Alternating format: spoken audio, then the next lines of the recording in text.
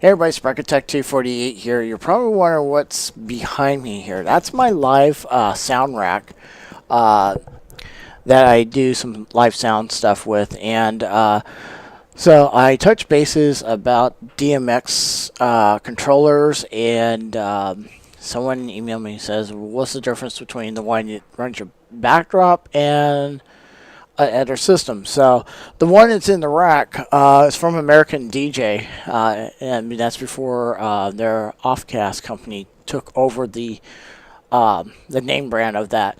This is the show design. This is the original show design system for American DJ. I've got a little bit of customization done on it. Another thing I customize on it is I dropped the loading resistor so it can react better to one of my soundboards. It originally had a 33 kilo ohm resistor in series and just wasn't getting triggered. So I dropped it down to 3.3 kilo ohms so I can get that trigger that I so desire. I'll quickly adjust my mic here. It likes to float. And so that is similar to what's controlling my backdrop right now. So I'm going to pan the camera. Sorry about the little mess on my rack here. But this is the controller that's running my backdrop. And this is also DMX. And this is made by Shodo DJ. Excuse me. I have a hard time with their name. So this is just a smaller system. It's kind of small enough to do some small stuff that I use for my backdrop and stuff, and maybe some small little micro gigs and stuff like that. So it's a space saver type configuration.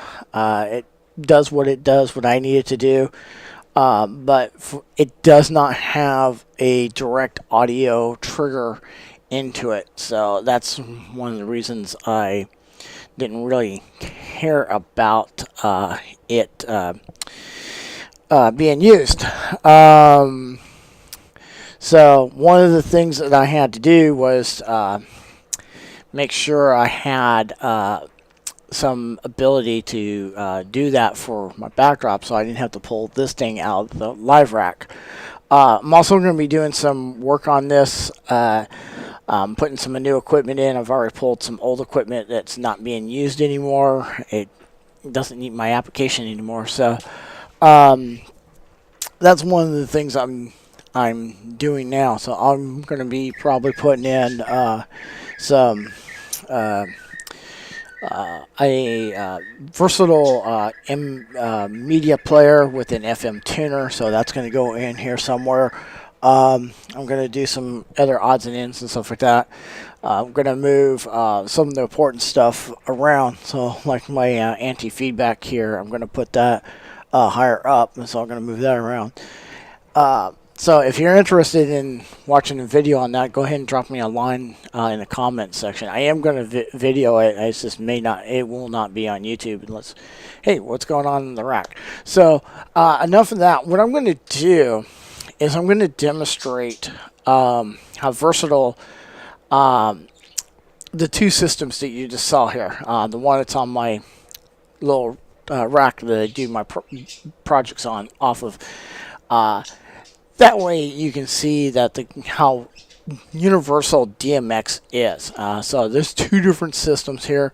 I've already got it queued up for that. I'll shut this down so I can plug in the lights. It's not good to plug in stuff while it's hot because it does damage the driver outputs. So that's one of the things why I'm going to do that. So I'll be back in a few minutes because I got to reprogram the lights to the light sequence to this because they're set to a different address. And I'll talk about that a little bit, why that's so necessary. But before I get into that, so my first fixtures here on this is 4 Mighty scans. I have relay packs and I have dimmer packs, and then I'm starting with these little LED slim lights and that. So these last few banks here are going to do that.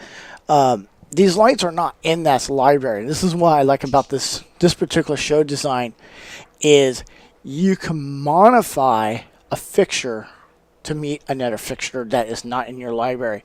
So you can actually incorporate stuff that's not even in the library, even though it's not supported. So I affectionately call it cloning. So, so I'll get into that and I'll show you what I mean. I have 32 points per fixture call. So if I hit fixture 1, I'll disconnect this one.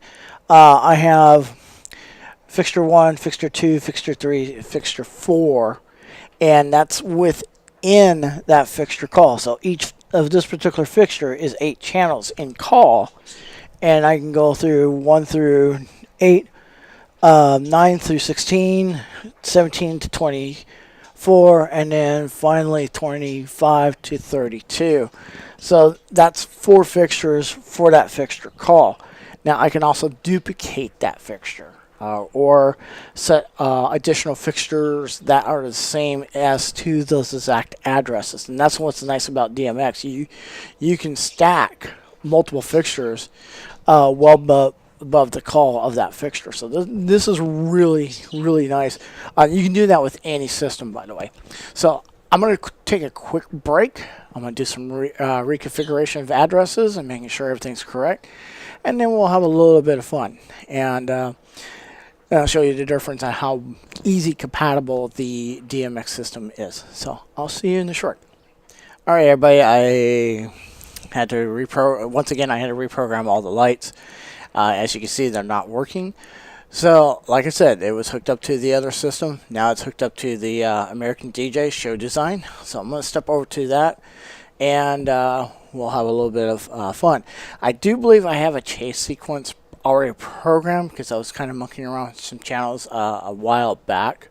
So I kind of forgot my sequences, and I don't know where my cheat book is at. So anyways, oops on my part. So let's go ahead. I'm going to slide on over to the controller. And again, I'm going to go ahead and sequence bank. Now, right now, it's set to 2 fixtures per bank. So I'm not even in the shot. So I'm trying to get 2 birds with 1 stone. So give me a moment here. Let me change my focal point. And it's going to be a little choppy, folks. So yeah, I think I'll go as wide as possible. You'll kind of see my work area here. So I'll go ahead and making sure that's not visible. That's my work shirt. So, in case you guys are wondering what I do for a living, I'm a custodial engineer. So,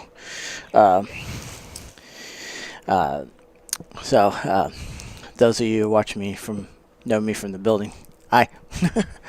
So, anyways, all right. So I'm gonna go ahead. I'm gonna pull up 1 light. So that's the red. And I'm gonna skip 3 over, go to 4, and I'm gonna bring that up. So, in our in particular multicolor lights like these, the first addressable queue is red. So, and then you can turn around that, and I'm going to hit bank 2, and then I'm just going to wake this guy up. So, it's that. So, these lights can run either 7 channels or 3 channels. So, I have them in 3 channels, so I can do 2, 4, 6, 8. I can do 8 lights per fixture call.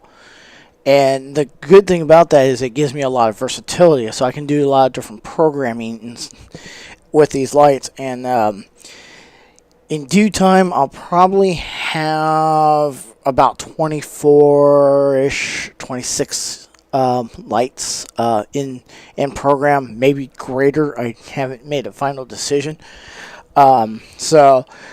Again, these guys are not even in the library. Okay, matter of fact, this fixture is called Max, which is an old pan tilt head from American DJ. So if you type in on Google Max, American DJ Max, it'll show you what that particular pan is. And It's a pretty cool head. I actually had a couple, and I borrowed from a friend, and so yeah, they're really cool fixtures. I think they got some newer ones that are LED technology.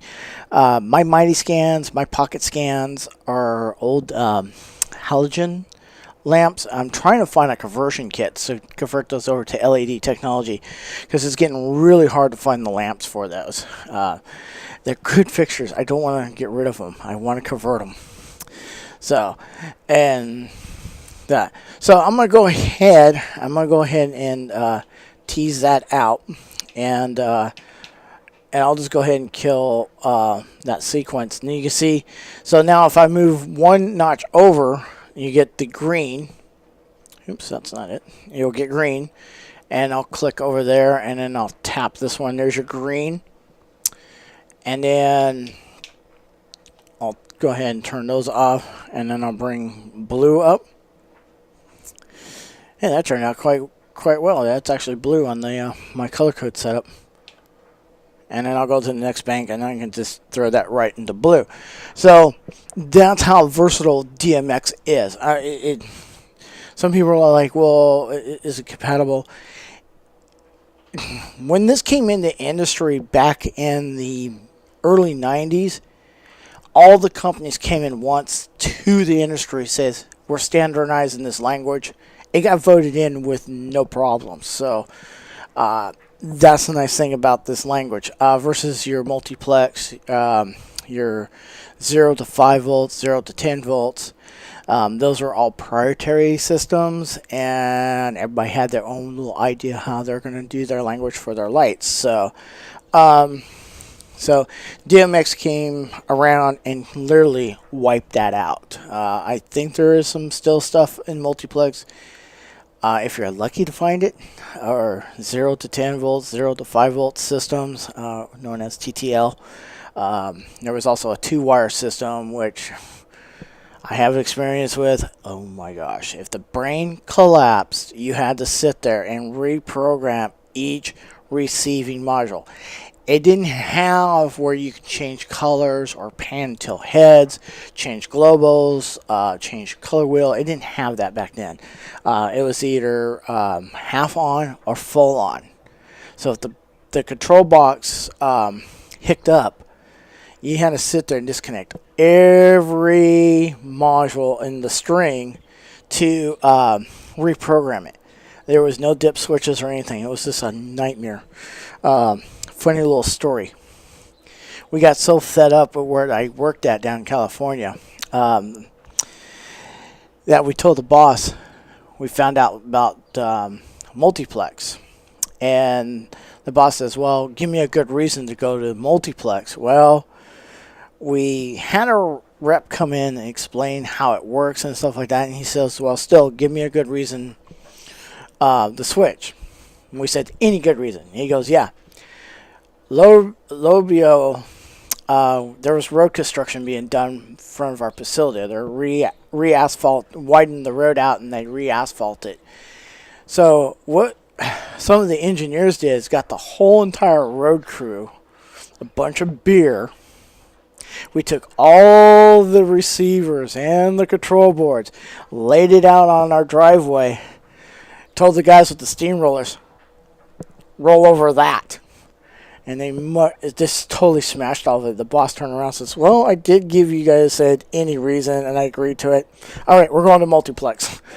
What a dream. So, yeah. That's one way to get your boss to persuade your boss to getting something better and less of a headache. And nice thing about it was it used XLR connectors. We didn't have to use specialized wiring. We didn't have to bother with our electrician. We didn't have to bother with the cabler. It was a nightmare gone away. And then DMX came along in the early 90s. I think it was featured in a TV show called Beyond 2000. And yeah, so it pretty much is an industry standard now. Now, you're probably thinking about where at stadiums where everybody starts changing colors and different like that. That's DMX universe, and that's a whole different ball of wax right there. I'm actually getting into it, and if you ever see these people do these absolutely insane Christmas light displays, yeah, that's what that particular DMX does. It does have some of the controllers do have the ability to talk to this perform type of DMX, or as my other controller, to where they can work with these type of lights. It does have that language. It does have the 512 language built into them. So you have to tell the program, hey, I'm going to use the standard DMX for this, and then the universe DMX and stuff like that. The nice thing about Universe DMX is you can actually, for Christmas lights, you can program each individual pixel, and that's just insane. I can't wait to get into that. I'm going to be light geek, big time. So, all right. So enough of that. So I'll go ahead and cancel those lights. It seems like there should be. So sometimes you have to go through and oscillate stuff like that. So let me see if I do have a chase program. So I'll go ahead and I'll go into chase. So 1, 2, 3, 4. So it looks okay. So I am on page 4. So let's see if I do have a chase. And there is a chase in there, so we'll go ahead and hit 2 and 3. Okay, so obviously there's a program issue. So I thought I did. That's actually acting like there's a pan tilt command in there. Let's try this one. Nope. Yeah. Okay. So, all right. Boy, that's on a high rate of beat. So let's see.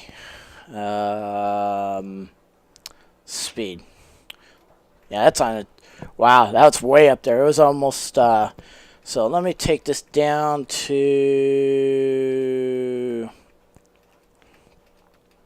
So that's the nice thing about this controller. I can tell it what I want to do really quickly. Let's take it to. Excuse me a second.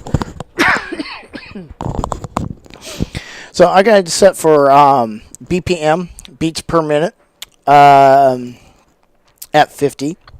So that's a nice thing about the controller. I can do that. And it does have a fade. It has a 4-to-1 fade. It's a particular configuration of that.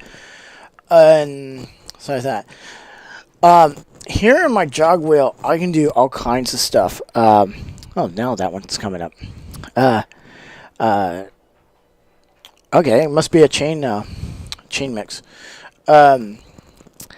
I can do different things. I can hit pan and tilt. I can pan and tilt the preset lights that have Pacific pan and tilts and stuff like that. I can position them by cue. And then I can actually indicate that as a position. And then I could program that in my chases. And that's getting annoying. So I'll go ahead and kill that. Then I have scenes. I can do scenes. I can do colors. I can do beams. Now, beams on this controller is your globals configurations. That's what that's for on this controller.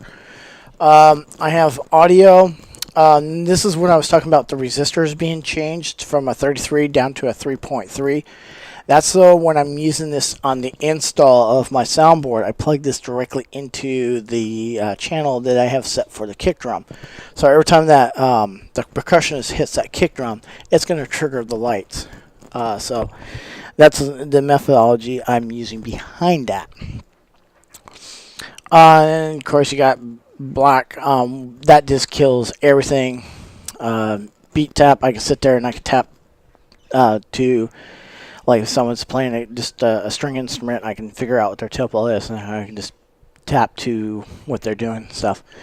So that's essential of my system that I'm using. I hope you enjoyed this video. I'm going to go ahead and get out of here because I want to get behind here because I'm going to rewire everything and rearranged everything. I've got this controller is down, so I got to try to figure out what's wrong with it. So with that, I would like to thank you for viewing this video in the video backdrop video series. If you got questions or anything like that, please feel free to drop a line in the comment. If you like the content of it, give me a thumbs up, and I will be greatly appreciate that. So with that, I like to go with my normal spew. Please do not text and drive. Here in the 33rd state, 3 chances is a possible jail sentence. Don't drink and drive. My mic away a little bit. Fines can be as excessive as $10,000. Prison sentence. You know, a whole ball of wax that you just don't want to do. So please, don't drink and drive. Also, please use pyrotechnics. I know this New Year's is just around the corner, literally, because I'm filming this literally on the heel steps of New Year's Eve. Let's see, I forgot what date it is. Here on the 29th, so of 2018. So please use pyrotechnic devices responsibly, safely. Do not modify them. In some states, you're on the hook if you injure somebody else. In some states, property damage, etc., etc. So use any pyrotechnic devices, fireworks, in an appropriate manner. And as usual, please hit the subscribe bell. I'd like to hear. Build up the viewers and stuff like that. And if your channel is interesting, I'll even check out your channel. So put it in public mode. So I'll check out your channel. If it's up to mustard, I'll subscribe to you. So there's a little fair trade there. And as usual, you can always share my videos on your favorite social media sites. And with that, I'm Spreckatech 248. Thank you for watching my channel, and you're on the Spreckatech YouTube channel. Bye bye.